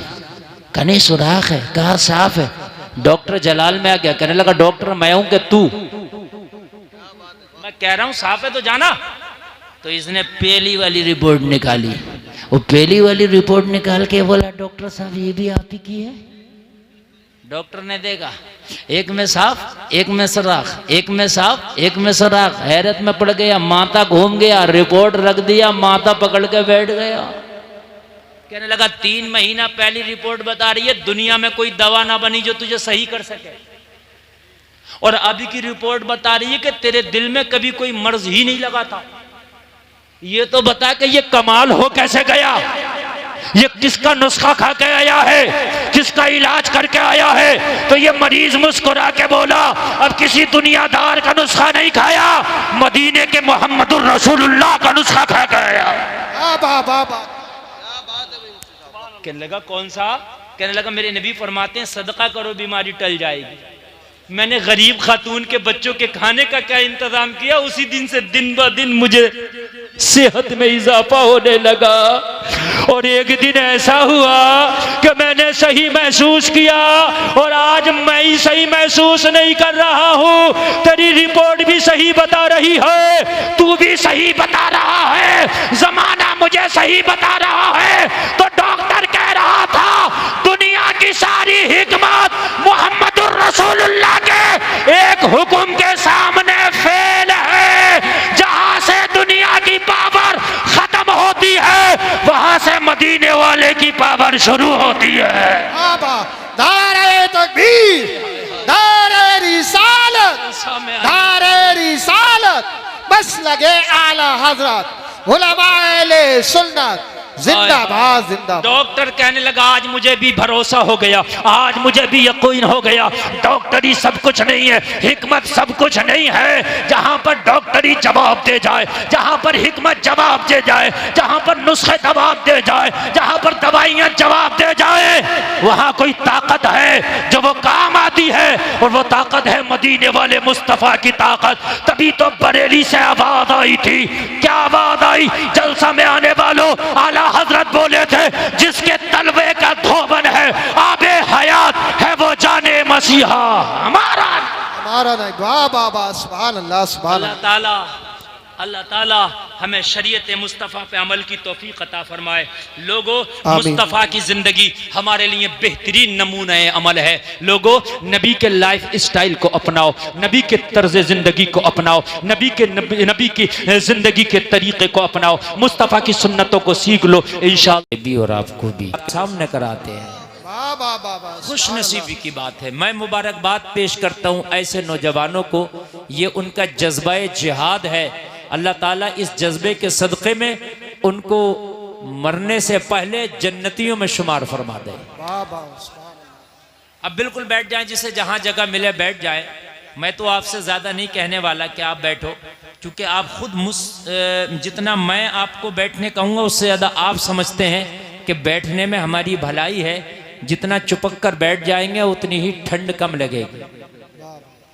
लोग कहते हैं ठंड में जलसा करने में यार लोग नहीं आते, लेकिन जो आ जाते हैं फिर वो सुकून से बैठ भी जाते हैं। चुपक कर बैठने में ठंड नहीं लगती है। जी जी जी, है ना। गर्मी में ज़रा परेशानी होती है। ये आपका इम्तिहान भी है कि कितने अच्छे से आप बैठ के सुनते हैं। सुनने के लिए तैयार है ना? बोलो ज़रा सुभान अल्लाह, सुभान अल्लाह। सारा मजमा हाथ उठा के बोले सुभान अल्लाह यार, सुभान अल्लाह। हाँ, बड़ी बड़ी आपने बेरहवी सी इख्तियार की है। और आप जो है ना, ऐसा लगता है कि जैसे कोई भटका हुआ मुसाफिर होता है, उसे अपने रास्ता और मंजिल का पता ही नहीं होता। आपको अपने रास्ते का भी पता होना चाहिए, मंजिल का भी। मुस्तफ़ा की महफिल में आए हैं, मुस्तफ़ा की बात सुनना है, बस बात खत्म। सुभान अल्लाह, सुभान अल्लाह।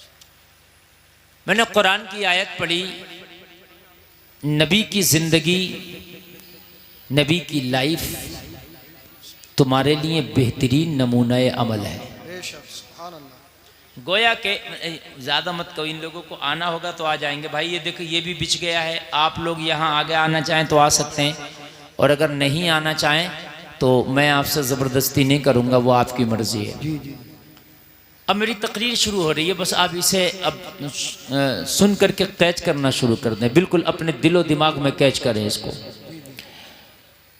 नबी की ज़िंदगी, गोया के नबी का लाइफ स्टाइल हमारे लिए नमूना है, और बेहतरीन नमूना है। यानी खाली नमूना नहीं का, बेहतरीन नमूना है, उसवाए हसना। अब जलसा में आने वालों, इस पर थोड़ी सी मैं गुफ्तगू करना चाहूँगा, थोड़ी सी रोशनी डालना चाहूँगा। आज हमारी जिंदगियां कठिनाइयों का शिकार क्यों हैं? आज हमारी जिंदगी में दुश्वारियां क्यों हैं? जी जी। आज हमारी जिंदगियों में परेशानियां क्यों हैं? तो परेशानी इसलिए, कठिनाइयां इसलिए कि हमारी जिंदगी गुजारने के लिए अल्लाह ने एक किताब दी थी। कहा मैं ये किताब तुम्हें दे रहा हूँ, इसे पढ़ते जाना, जिंदगी गुजारते जाना। इसको पढ़ने के बाद जो जिंदगी गुजारी जाएगी वो जिंदगी बहुत आसान होगी। वाह वाह वाह वाह, बहुत अच्छे, सुभान अल्लाह, सुभान अल्लाह। और वो किताब का नाम आप खूब जानते हो, उसको कुरान कहा जाता है। बेशक बेशक, क्या बात है। वो कैसी किताब है, पूरी दुनिया में कोई किताब ऐसी नहीं बनी कि जिसमें कोई बात एक बार लिख दी जाए और वो अटल हो जाए, इधर उधर ना हो, जी जी शक की गुंजाइश ना हो। जी जी कभी तो ऐसा होता है किताब कुछ कह रही है, हकीकत कुछ कह रही है। जी जी, लेकिन कुरान ऐसी किताब है, 1400 साल पहले अल्लाह ने जो उसमें उतार दिया, जो कुरान ने कह दिया वही हो कह रहा। वाह वाह वाह, सुभान अल्लाह, सुभान अल्लाह।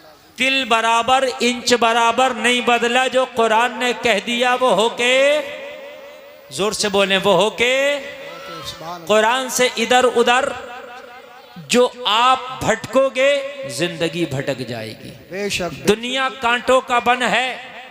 आला हजरत कहते हैं शहद दिखाए जहर पिलाए। ये दुनिया बड़ी मीठी लगती है, बड़ी प्यारी लगती है, बड़ी सुंदर लगती है, बड़ी लाजवाब लगती है, बड़ी रंग रंगीलियों वाली लगती है, मगर आला हजरत कहते हैं ये दिखाती शहद है, पिलाती जहर है। वाह वाह वाह, बहुत अच्छे, सुभान अल्लाह। दिखाती शहद है, पिलाती जहर है। आला हज़रत कहते हैं इस मरी हुई पे ललचाना नहीं, इसलिए कि दुनिया जो है ये बड़ी बेमुरव्वत है, बड़ी मतलबी है। दुनिया ऐसी है कि जिसके साथ कितनी भी भलाइयां कर दो, अगर आप उसकी एक बात ना मानो तो सब पे पानी फेर देता, जा तुझे भी देख लिया यार। वाह वाह, सुभान अल्लाह। आप 100 भलाइयां करो उसके साथ और एक उसकी बात ना मानो, वो आपसे रात के 2 बजे कहे चलो रामपुर चलने, आपको भाई मुझे सर्दी लग रही, मैं नहीं जाऊंगा, जा तुझे देख लिया यार। ये है दुनिया। क्या है ये दुनिया। और अल्लाह वो है, उसकी 100 मरतबा आप नाफरमानी करते हैं और फिर भी वो कहता है मेरा बंदा। जी वाह वाह वाह, क्या बात है, क्या बात है। फिर भी वो कहता है मेरा बंदा, मेरा बंदा। मदीने के आका वो हैं कि उनकी शरीयत को हम ठुकराते हैं, अमल नहीं करते उनके अहकाम पर, फिर भी कहते हैं रब्बे हबली उम्मती। बेशक बेशक, फिर भी कहते हैं रब्बे हबली उम्मती। जो जिंदगी में हमारी जवाल आया है, जो हमारी जिंदगियों में परेशानियां आई हैं, सबसे बड़ी चीज ये है कि कुरान जो हमारे लिए एक ज़ाब्ता-ए हयात था, हमने उसे छोड़ा। नबी की जिंदगी कि जिन्होंने कुरान पे प्रैक्टिकल करके बताया जिंदगी ऐसे गुजारी जाती है। कुरान में थ्योरी है, कुरान में क्या है, थ्योरी है, बता दिया गया कुरान में। कुरान में कहा अकीमुस्सलाह, नमाज पढ़ो, कायम करो नमाज, थ्योरी है ये, कह दिया गया। कैसे पढ़े, नबी ने प्रैक्टिकल करके बताया, ऐसे पढ़े, क़याम ऐसे होगा, रुकू ऐसे होगा, सजदा ऐसे होगा। भाई बात है कि नहीं है। तो कुरान और नबी की जिंदगी को मजबूती से पकड़ना पड़ेगा अगर चाहते हो कि जिंदगी आसानी से गुजरे। वाह वाह वाह, सुभान अल्लाह।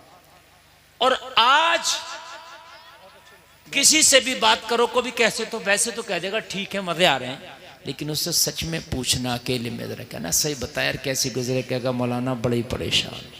जी जी, हमने नेता लोगों से पूछा तुम बताओ कैसी गुजर रही है, भाई तुम तो मंत्री बन गए, मौलाना बड़ा ही परेशान हूँ, अपोजिट बिल्कुल जीने नहीं दे रहा, और ये जो कुर्सी है ना ये भी छिनने फिर रही है। जी जी जी, सही बता रहा हूं मैं। मालदार से पूछो वो भी कहता मौलाना सुकून नहीं है, हकीकत बता रहा हूं। और से पूछा भाई तू बता, कहने लगा मौलाना क्या बताऊं, यकीन मानना, मेरे अपने भी मुखालिफ हैं, मेरे गैर भी मुखालिफ हैं, जीना दुश्वार और हराम कर दिया। वाह वाह वाह, सुभान अल्लाह। मैंने डॉक्टर साहब से पूछा आप तो मजे में हो गए भाई, 2-2 हज़ार की फीस ले लेते हो, 1 मिनट देखते हो मरीज को नुस्खा लिखने का, और प्लस दवाई पे भी आपको मिलता है परसेंटेज, वो तो MRP पे दे देगा मेडिकल वाला, लेकिन उसका जो कमीशन मिलेगा वो आप पे फिर आता। अल्ट्रासाउंड कराएगा तो उसका भी आप पे आएगा, खून की जांच कराएगा, खून इसका निकलेगा, पैसा आपको मिलेगा रिटर्न। जी जी जी, मजे ही मजे हैं। तो डॉक्टर साहब ने कहा मौलाना बड़ा परेशान हूँ, नींद की गोलियां खा खा के सो रहा हूँ रात को। जी जी हकीकत बात है मेरे भाई। यार सब कुछ हमने देखा यार, फिर सुकून कहाँ है? हमने देखा कि जिनके पास कुर्सियां उन्हें सुकून नहीं, जिनके पास जमींदारे उन्हें सुकून नहीं, जिनके पास मालदारी उन्हें सुकून नहीं, जिनके पास पैसा उन्हें सुकून नहीं, जिनके अकाउंट भरे पड़े उन्हें सुकून नहीं, जिन्होंने बड़ी बड़ी डिग्रियां कर ली उन्हें सुकून नहीं, जिनके पास बड़े बड़े पद हैं उन्हें सुकून नहीं, जिनके बड़े बड़े ओहदे उन्हें सुकून नहीं। तो यार सुकून है किधर? बाबा सुभान अल्लाह सुभान अल्लाह जिंदाबाद। हर आदमी सुकून देख रहा ना, हर आदमी सुकून ढूंढ रहा। ऑपरेटर साहब थोड़ा आवाज और बढ़ाएं और इसका बेस बढ़ाएं, आवाज भारी करें। मैं भी सुकून ढूंढ रहा हूं। जी जी अच्छा मैक बोल रहा, बहुत अच्छा मैक बोल रहा, माशाल्लाह। तो हर आदमी सुकून चाहता है। आदमी घर में 1 करोड़ रुपए लगाता है, सुकून मिल जाए। बेहतरीन महंगी कार लाता है, सुकून मिल जाए। अरे बोलो है कि नहीं है? अच्छे कपड़े खरीदता है, सुकून मिल जाए। लेकिन फिर भी नहीं मिल रहा है कहां सुकून? जिससे कहो परेशान, जिससे कहो परेशान, जिससे कहो जितना बड़ा इतना ही परेशानी भी बड़ी। जी जी सही बता रहा हूं मैं, जितना बड़ा उतनी परेशानी भी बड़ी। तकरीर शुरू हो गई, आप सुनना, इंशाल्लाह ईमान ताज़ा हो जाएगा। जी जी आप कह रहे होंगे वक्त कम है, तो मेरे पास बहुत ही कम वक्त है। मुझे दिल्ली पहुंचना है और वहां से दिल्ली से मुझे अभी ऐसे कोहरे में 5 बजे सुबह दिल्ली पहुंचना है और वहां से मुझे फिर एमपी के लिए सफर करना है। अगला सफर वहां से तय होगा, तो इसलिए मुझे बहुत लंबा सफर दिख रहा है और कोहरे का आलम है। लेकिन मैं बहुत दिल से बोलना चाहता हूं, अगर आप दिल से सुनना चाहें तो बोलिए। सुनना चाहते हैं ना? बेशक। सुकून है कहा? हर आदमी सुकून के चक्कर में तो कान खोल कर सुनने। घर में एसी लगाई, सुकून मिले। घर में गीजर लगाया, सुकून मिले। रंग रोगन कराया, सुकून मिले। टाइल्स लगाया, सुकून मिले। पत्थर लगाया, सुकून मिले। तूने हर काम बटन पे कर दिया, सुकून मिले। मगर जलसे में आने वाले सुकून नहीं है, इसलिए कि सुकून मिलेगा कुरान में, सुकून मिलेगा मुस्तफा की जिंदगी में। मैंने कुरान से पूछा, बता सुकून कहाँ है?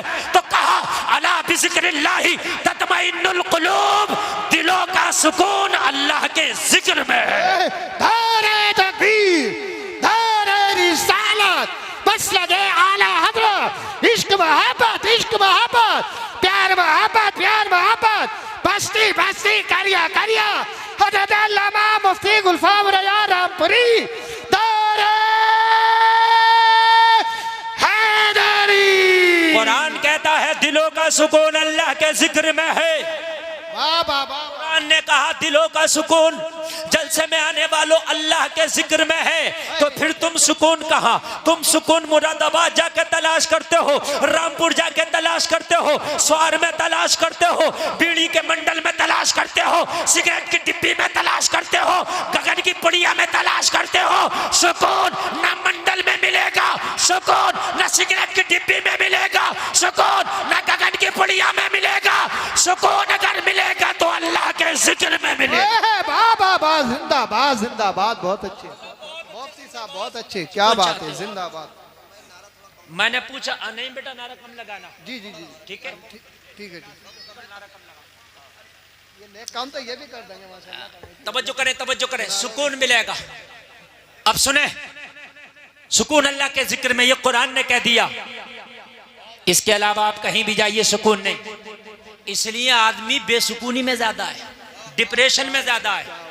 अभी एक रिपोर्ट आई है, बड़े बड़े डॉक्टरों ने एक रिपोर्ट दी है कि नौजवान तबका 25% डिप्रेशन में, और इसी वजह से नशे की जो वो तादाद है नशेड़ियों की बढ़ रही है। जब आदमी डिप्रेशन में जाता तो सोचता है कि नशा करके शायद ये मेरा गम, मेरी टेंशन, मेरा डिप्रेशन हल्का होगा, मगर पता नहीं है जैसे ही नशा उतरेगा फिर नशे की लत लग जाएगी, एक अलग बीमारी शुरू हो जाएगी। मैंने पूछा आपके गांव में कितना वोट होगा, तो बताया हजरत तकरीबन 27-2800। तो आदमी कम 5,000 होगी आबादी कम से कम। जब इतना वोट है तो, और इससे ऊपर ही होनी चाहिए आबादी। बात है कि नहीं है? तो आपके यहाँ 3 सुकून के सेंटर खुले हुए हैं। कितने? जोर से बोले यार। 3 सुकून के सेंटर हैं। 5,000 लोगों में कम से कम 3,000 लोग ऐसे होंगे या 2500 लोग ऐसे होंगे जो उन सुकून के सेंटर में उन्हें जाना चाहिए रोजाना। 3 सेंटर हैं आपके यहाँ। जी जी। चौथा सेंटर तैयारी में है, सुकून वहां मिलेगा। मैंने पूछा आजम नवाज, उस सुकून सेंटर पे तेरे गांव से कितने लोग जाते हैं? कहा हजरात, वही जगह एक ऐसी है जहां सबसे कम नजर आते हैं। बाकी हर जगह आपको चौराहे पर, आपको हर जगह मिल जाएंगे। अभी कोई साइकिल का नाच करने वाला आ जाए तो उसके भी भीड़ लगा के खत्म खड़े हो जाएंगे, जबकि साइकिल तुम्हारे दादा से चलती चली आ रही है, मगर फिर साइकिल का नाच देखने जा रहा, साइकिल का तमाशा देखने जा रहा। सुकून मिलेगा? सुकून नहीं मिलेगा। ये सुकून सेंटर अल्लाह का घर, खाना है खुदा, तेरे गांव की मस्जिद है। अगर सुकून चाहता है तो फजर की नमाज पढ़ने जा, दिन निकलने से पहले सुकून सेंटर में चला जा, अल्लाह से मुलाकात कर ले। जैसे ही नमाज पढ़ेगा दिन बाद में निकलेगा, सुकून पहले हासिल हो जाए। वाह वाह वाह वाह, जिंदाबाद जिंदाबाद, बहुत अच्छे, दिन बाद बहुत अच्छे, जिंदाबाद। दिन बाद में निकलेगा, सुकून पहले हासिल हो जाएगा। आप पहले और बढ़ाइए, और बढ़ाइए आवाज। जी जी जी, और बढ़ाइए। दिन बाद में निकलेगा, दिन बाद में निकलेगा, सुकून पहले। अच्छा, फजर का वक्त ये सूरज निकलने के बाद भी तो रखा जा सकता था, सूरज निकलने से पहले ही क्यों? इसलिए रखा गया जी जी, कि ताकि बंदा नमाज पढ़े, दिन बाद में निकले, सुकून का इंतजाम पहले हो जाए। बेशक, दिन बाद में निकले, सुकून का इंतजाम पहले हो जाए। ये ईशा का टाइम एंड सोने के वक्त क्यों है? ईशा के बाद फिर बंदा सोता ही है। ये ईशा की नमाज इधर असर में हो जाती, मगरिब के आसपास हो जाती, इसलिए कि ईशा पढ़ने के बाद जब सो जाए तो नींद में सुकून मिले। वाह वाह वाह, क्या बात। तो ये सब मत करो यार, ये इसका सेटिंग जरा कायदे से करो, बढ़िया ठोक ठाक के चलाओ। सुकून यहाँ है, सुकून। लेकिन सुबह फजर में देखना मुश्किल से 4, अरे बड़ी सर्दी है, रजाई को देखेगा, कोहरे को रजाई ऊपर डालने का बहुत सर्दी। और तुझे पता है अभी अगर इसका कोई काम हो तो इससे ज्यादा कोहरा हो, मोटरसाइकिल में किक मारेगा और ये नजर आ रहा होगा इधर नैनीताल के जंगलों में। क्यों भाई, अब कोहरा नहीं था? अरे मौलाना तुम्हें पता नहीं है, अगर जरा सा भी लेट हो जाता तो काम हाथ से निकल जाता। तुझे काम आया तो तू इधर स्वार के जंगलों में घूम रहा, तुझे न रात नजर आ रहा न दिन नजर आ रहा, लेकिन नमाज के लिए तुझे कोहरा दिखता है। जबकि हकीकत बात यह है कि मस्जिदें अब इतनी खूबसूरत बना दी गई हैं। मैंने अभी आपकी मस्जिद देखी, नमाज ईशा पढ़ी है, माशाल्लाह नई तकनीक से बनाई गई है कि मस्जिद में जाके इतना दिल लगता है कि इतना तेरे घर में दिल नहीं लगेगा। तेरे घर में चूहे होंगे, तेरे घर में जो है खटमल भी हो सकते हैं, अरे घर में कुछ भी हो सकता है यार, है? तेरे घर में बीवी का झगड़ा, तेरे घर में भाइयों का झगड़ा, है ना? लेकिन मस्जिद में कुछ नहीं, सिर्फ मस्जिद में सुकून ही सुकून है। तो मस्जिद में आना, इधर तुझे सुकून मिलेगा, इधर सुकून हासिल होगा। लेकिन इससे दूर भाग के जाएगा कहाँ? कहता मौलाना सुकून नहीं, सुकून नहीं, मियाँओं के पास जाना शुरू कर दिया।